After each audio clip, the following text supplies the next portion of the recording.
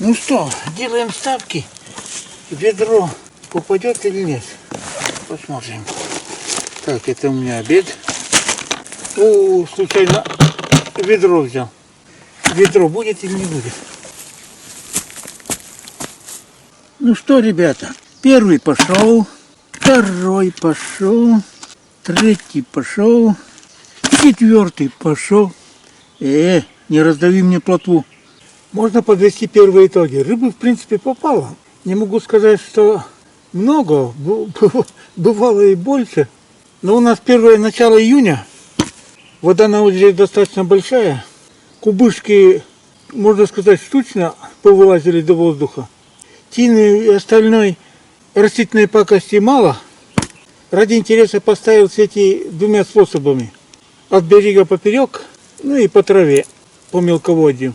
По относительному мелководью. Потому что я говорю, что на озере вода на метр больше многолетнего уровня. Массированная рыба попала к край берега.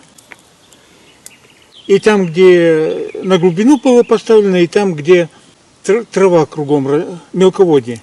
Там, где сетка поставлена, где она уходила на глубоководный участок, несколько метров, абсолютно штучно, там несколько штук попало.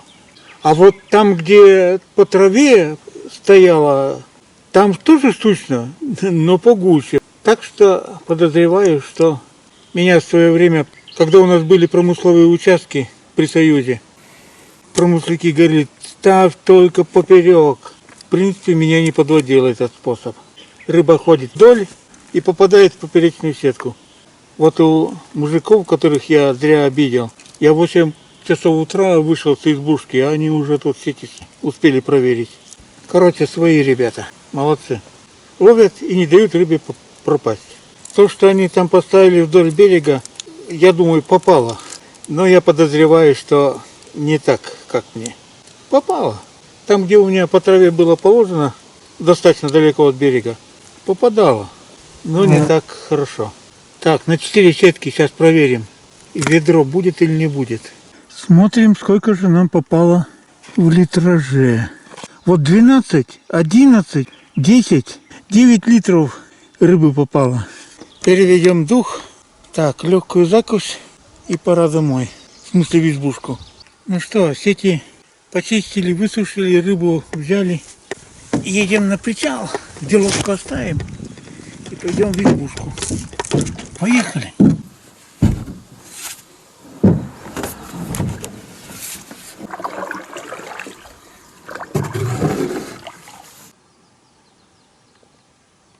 Где-то самка хохлатой черники кр-кр, но близко не подходит. Ну, правильно делает.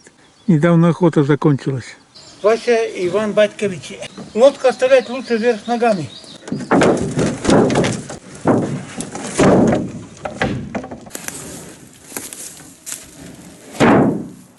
Тем более в тайге достаточно места, чтобы не мочить детали. Уж больно много воды от дождей наливается. Вот так. Жарко. Ну, лодка, пока. Надеюсь, еще встретимся. Не глобально дядя Валера у нас травму получил и заболеет. Вчера здесь проходил папоротник, еле-еле возвышался над землей. Сутки, и он практически метр. Нормально. Что сделаешь? Сила жизни. Лето короткое, а успеть надо пожить. Так, ладно. А мы идем дальше. Так, это что? Эти комарики ждут, пока дядя Валера выйдет подышать свежим воздухом. Валерий? Градус не смотрел, явно, по-моему, больше 20. 26 было, 11:30 смотрел. Нифига себе. Я говорю, жара. Ну, раз жара такая, надо 9 литров, короче, рыбы. Срочно разделывать. Градусник посмотрел, плюс 26,5. Это в тени. Посолил. Это самое главное, в жару не дать ей зажариться. То бишь сунем в воду, в ручей. Вода в принципе холоднее. Плюс испарение идет. Тоже лишнюю температуру опускает.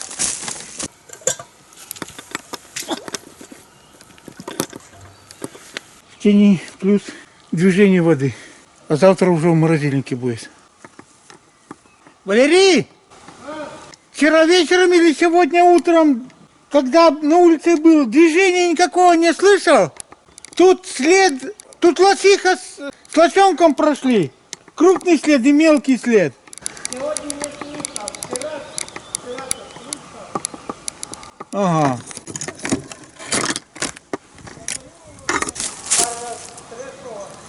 Пару раз треснуло. Я думал, может, ведра, чтобы взять, я тут здесь идет. Крикнул, никто не отозвался. Крикнул, никто не отозвался. Свежий след, но это лосенок маленький. Медведь как-то дальше обходит. От лосиха, я даже не знаю, сколько тут метров напрямик-то. 40 метров не будет. След. Ну, ладно. Ходят и ходят.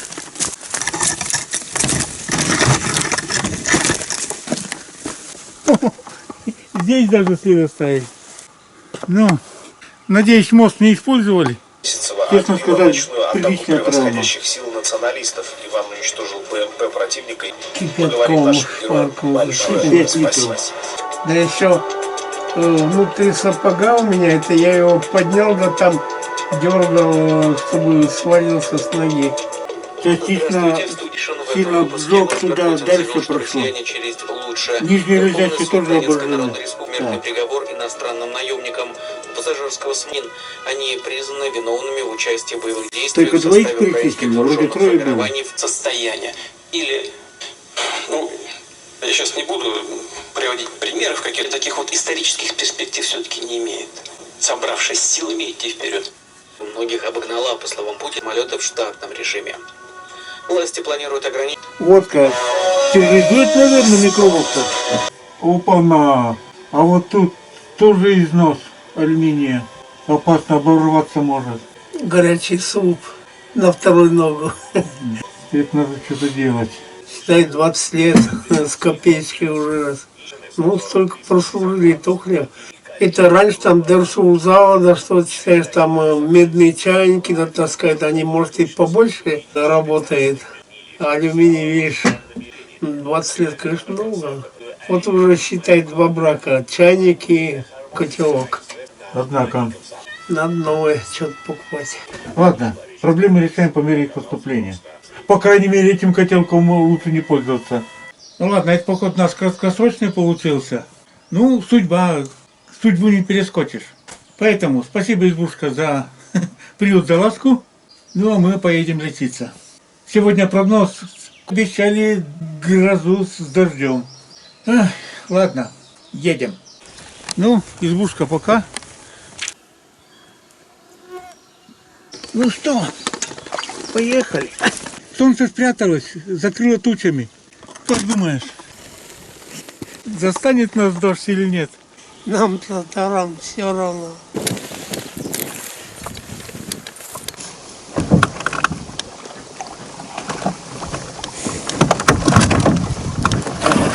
Ну что, цепляйся? Отпускать? Отпускай, поехали.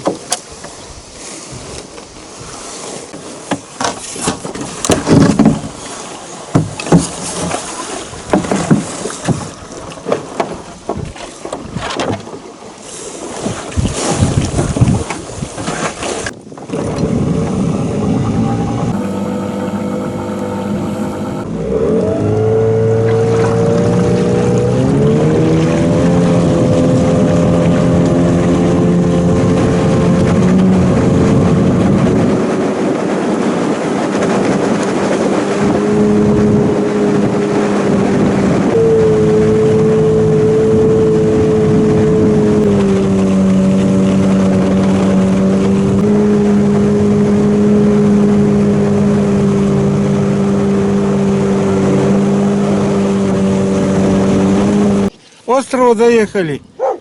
Где-то не успел заметить, смс-ка пришла, что мне пенсию начислили. Слушай, а что-то больно много. Так, берег.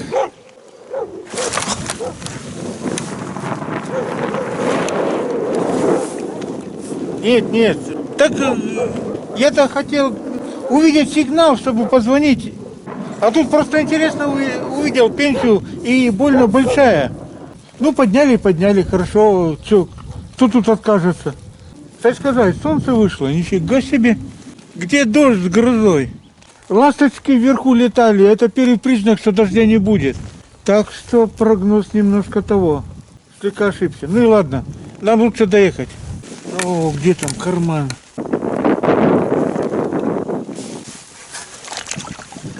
Ух ты! Перетягиваешься.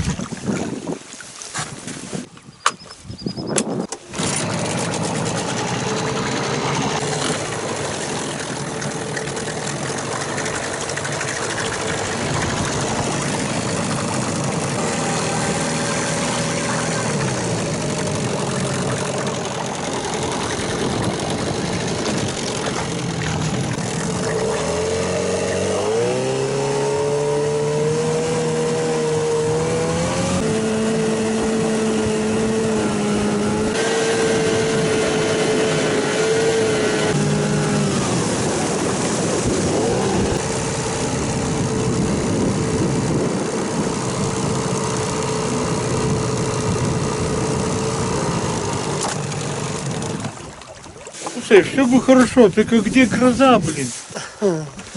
Пока ехали, солнце пекло. Вторую половину дороги. Слушай, не в курсе, если в больницу ехать в райцентр, амбулаторную карту надо брать или не надо? Большая вероятность, что Валерия Батькевича отправят. Кипяток на ногу вылил, там капитально у него пожгло. Сейчас мы приедем, все это сделаем. Амбулаторную карточку возьми. Утверждает, что надо. Ладно, успели. А потом приедем, там все остальное. Давай, давай, проезжай.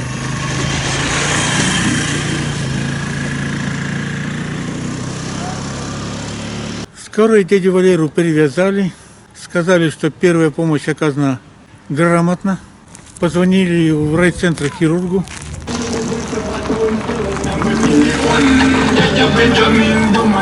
Хирург сказал, пускай дома лечится. Валерий Батькович будет, как молодой, бегать в местную больницу на перевязку. Пока все лечение на этом закончилось. Хирург не захотел заниматься пенсионерами. Ну, посмотрим, как будут развиваться события. Ну, хирург сказал, вести не надо. Нафиг ему пенсионерами заниматься. Ты чё? Ну да, дела такие. А на перевязку он должен ходить будет? Да, пускай ходит на перевязку у себя дома. Ну, посмотрим, как будут события развиваться. Ну, в нашу больницу ходил, что там врач-то сказал? Заживает, он закрутили, через денек буду ходить, перевязывать будут.